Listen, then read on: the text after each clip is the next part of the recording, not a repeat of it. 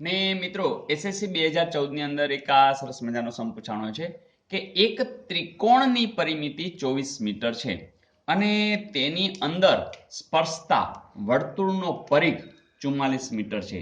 એટલે કે પરિસ્થિતિ કેવી છે કે દાખલા તરીકે આ ત્રિકોણ છે, એની અંદર આપણે વર્તુળ છે અને આનો જે પરિઘ પરિઘ એટલે તમને ખબર છે કે આ કિનારીનું માપ અને પરિમિતિ એટલે આ. તો આ બે વસ્તુ તમને આપી છે. તો ત્રિકોણનું ક્ષેત્રફળ આખાનું શોધવાનું છે. મિત્રો જ્યારે વર્તુળ હોય ત્યારે આપણે તરત વિચારીએ કે અહીંયા આર તો હશે જ. હવે જો આ એટલું બધું સહેલું છે કે સિમ્પલી કોઈ વિચારે કે દાખલા તરીકે આ એક ત્રિકોણ છે અને અહીંયા તમે જો જોશો તો આ ત્રિજ્યા છે એને અહીંયા એક ત્રિકોણ રચાય છે. તરત કહેશો કે આ ત્રિકોણનું ક્ષેત્રફળ શોધવું હોય તો તમારી પાસે સૂત્ર જ છે કે જો આને તમે પાયો ગણો, આને તમે વેધ ગણો તો શું થાય? 1/2 પાયો ગુણ્યા વેધ. બરાબર છે? તો અહીંયા જુઓ જોઈએ, આ તમે જાણો છો કેટલો છે? આર. અને આની ધારો કે આપણને ખબર નથી, પણ આને તમે દાખલા તરીકે સ્મોલ એ કહો તો શું થઈ જાય? 1/2 આર એ. ચલો એ જ રીતે અહીંયા વિચારો જોઈએ તો અહીંયા પણ એમ થશે. દાખલા તરીકે અહીંયા આર છે, આ બી છે, એટલે શું થઈ જશે? 1/2 આર બી. એ જ રીતે અહીંયા શું થઈ જશે? અને ધારો કે સી કયો સ્મોલ, તો 1/2 આર સી. તો આ બધાનો આપણે સરવાળો કરીએ તો આખા ત્રિકોણનો મળી જાય. હા, મળી જાય. એનો અર્થ કે શું થયો? 1/2 આર એ વત્તા બી વત્તા સી. આ એ વત્તા બી વત્તા સી એટલે આ થયું અને એને આપણે શું કહે છે? ત્રિકોણની પરિમિતિ. એટલે કે અહીંયા ત્રિકોણની પરિમિતિ આવી જશે. બસ સૂત્ર મળી ગયું. 1/2 ત્રિજ્યા અને ત્રિકોણની પરિમિતિ. હવે જો 1/2 આર એ તમને ડાયરેક્ટ આપ્યો નથી, પણ ત્રિકોણની પરિમિતિ તો તમને આપી જ છે. તો અહીંથી તમને આર મળી જ જવાનો છે. ચાલો, પરિઘનું સૂત્ર ખબર છે. શું? પરિઘ બરાબર 44 છે. તો પરિઘ એટલે શું? 2 આર બરાબર 44. ચાલો, પાય એટલે 22/7 ગુણ્યા આર બરાબર 44. તો આર બરાબર શું આવશે? આર બરાબર 44 ગુણ્યા 7. ચાલો, 22 બચ જશે, છેદમાં જશે, 2 આ બચ જશે, છેદમાં જશે. 22 તો 44, 2 2 વયા ગયા. આર તમને મળી ગયા 7. તો હવે તમારે અહીં શું મૂકવાના છે? 7. જોજો, 2 1 2, 12 2 24. તો શું આવશે? 12 7 84. તો 84 જવાબ તમને અહીંયા આપ્યો નથી, તો વિકલ્પ ધારો કે આપ્યા હોય તો તમે ચોક્કસ એમાં કરી શકો. યસ, આપણે વિકલ્પ લઈ જ લઈએ કે અહીંયા ધારો કે આ 4 વિકલ્પ આપ્યા હોય તો એમાં એક 84 તો એને આપવો પડે છે. તો મિત્રો આટલું સહેલું હોય છે. સૂત્ર આપણે આથી યાદ રાખી લેશું. શું?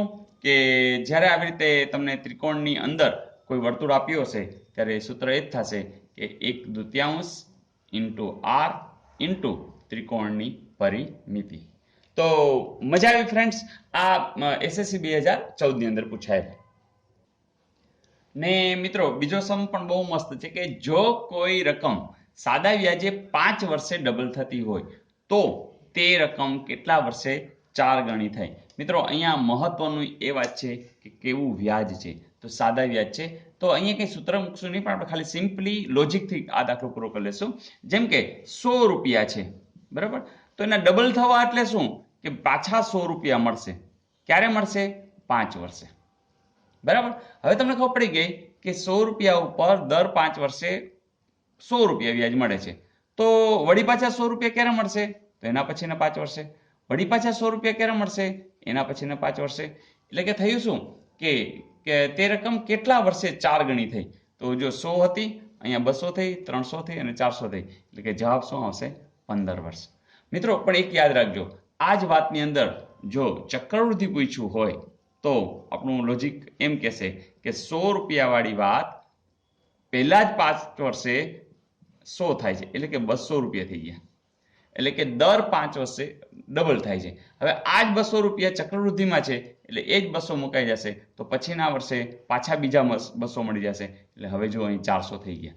એટલે કે જો ચક્રવૃદ્ધિની વ્યાજની વાત હશે તો જવાબ આવશે 10 વર્ષ અને અહીંયા આપણો જવાબ આવશે 15 વર્ષ. તો આ બંને વસ્તુ બરોબર મગજમાં રાખજો, તો જેથી કરીને તમે બહુ સરળતાથી આ કહી શકશો. ને આ પણ બહુ ફાઇન સમ છે અને નવો પણ છે. જો એક વ્યક્તિ કોઈ સ્થળે ચાલીને જાય છે વાહનમાં ત્યાંથી પાછો ફરે છે અને 6 કલાક 30 મિનિટ થાય છે. જો તે બંને વખત વાહનમાં આવજાવ કરે તો 2 કલાક 10 મિનિટનો સમય બચી જાય છે. તો બંને વખત ચાલીને જવાથી કેટલો સમય લાગે? મિત્રો આમાં સૂત્ર નથી વાપરવું, આપણે ડાયરેક્ટ જો વિચાર લઈજો. કોઈ સ્થળે આપણે અહીંયા ગયા પછી પાછા ફરીએ છીએ, એને હું આમ જ લખું, ચલો ને, તો આટલું અંતર છે એટલું જ અંતર આ છે, એટલે તો સરખું અંતર, કારણ કે જ્યાં ગયા ત્યાંથી પાછા ફરી છે. પાછા ફરવાનું હું અહીંયા લખું છું, બરાબર. હવે વાહનમાં જાય છે અને ચાલીને આવે છે, બરાબર. તો ચાલીને જાય છે, ધારો કે વોકિંગ, અને આ છે વેહિકલ, બરાબર. તો સમય તમને કહી દીધો છે, કેટલો છે? 6 કલાક અને 30 મિનિટ. ઓકે.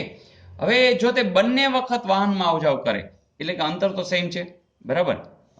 અહીંયા પણ વાહન, અહીંયા પણ વાહન, વેહિકલ. તો શું થાય છે? તો 2 કલાક ને 10 મિનિટનો સમય બચી જાય છે. એટલે આપણે બાદ કરી નાખી. ચાલો, તો કેટલા આવશે?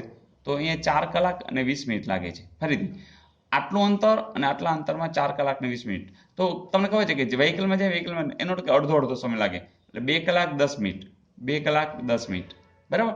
તો આ જે અંતર છે એ તો સેમ છે, એટલે અહીંયા પણ શું આવી ગયું? 2 કલાક ને 10 મિનિટ.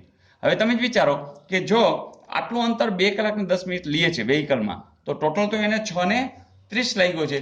એટલે તરત તમે જો 2 ને 10 આમાંથી બાદ કરી દેશો તો 6 માંથી 2 જાય તો 4 અને 30 માંથી, એટલે કે તમે જે વોકિંગ કરો છો ને એમાં આટલું અંતરમાં 4 કલાક ને 20 મિનિટ લાગે છે. હવે એને પ્રશ્ન એવો જ પૂછ્યો છે કે બંને વખત ચાલીને જાય એટલે આટલું ચાલશે તો 4 કલાક ને 20 મિનિટ થશે. ફરીથી વળી પાછું રિટર્નમાં એમ જ આવવાનું છે, તો 4 કલાક ને 20 મિનિટ થશે. એટલે ટોટલ શું થશે? 4 ને 4 8 અને 20 ને 20 40, એટલે કે 8 અને 40. તો 8 અને 40 છે એ જવાબ આવશે. તો મિત્રો એવું કંઈ આપ્યું છે? જી હા, આ રહ્યું 8 કલાક અને 40 મિનિટ.